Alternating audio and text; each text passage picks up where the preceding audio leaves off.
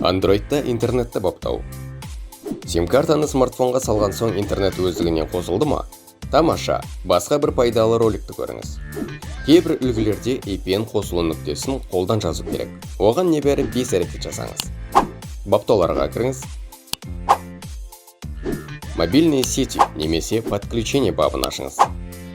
Точки доступа VPN-ға кіріп, добавить пернесін немесе қосу таңбасын шертіңіз.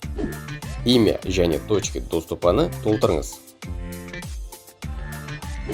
Имя жолына Билайн интернет деп жазамыз.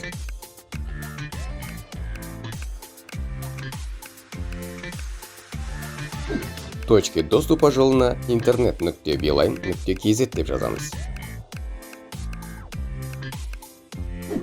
Ашқан қосылу нүктеңізді сақтап, оны өздігінен таңдалатындай етіп белгілеңіз.